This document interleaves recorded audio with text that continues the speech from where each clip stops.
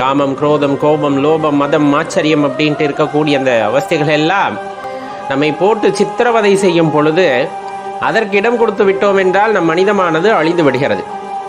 அந்த கோபம், அந்த மதம், ஆச்சரியம் அல்லது காமம் இதெல்லாம் மேலோங்கும் பொழுது கொஞ்சம் சுதாரிச்சுக்கிட்டு பஞ்சாட்சர மந்திரத்தைவோ அல்லது இறைவனின் திருமந்திரத்தையோ நீங்கள் சொல்லும் பொழுது கண்டிப்பாக அது ஒரு கட்டுக்குள் வரும். நீங்கள் எல்லை மீற மாட்டீர்கள்.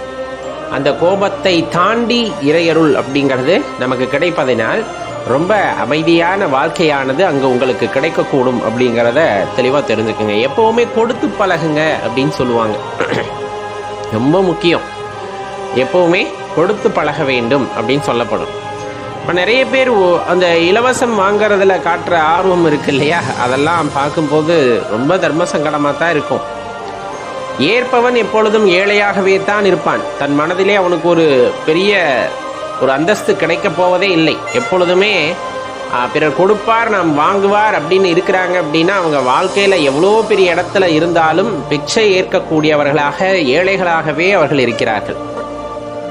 தன்னிடம் ஒன்றுமே இல்லை என்ற போதிலும் கூட பிறருக்கு கொடுக்க வேண்டும் என்று நினைக்கிறார்கள். அப்படின்னா பொருள் அளவில் அவர்கள் ஏழையாக இருந்தாலும் மனதளவிலே, மனதில் ஏற்படக்கூடிய சந்தோஷத்தின் அளவிலே, இறைவனின் அருள் கிடைப்பதிலே அவர்கள் பணக்காரர்களாக இருப்பார்கள் அப்படின்னு சித்பவானந்தர் ஐயா ரொம்ப தெளிவாக குறிப்பிடுவாங்க. அப்போதான் தெளிவாக தெரிஞ்சுக்கணும்.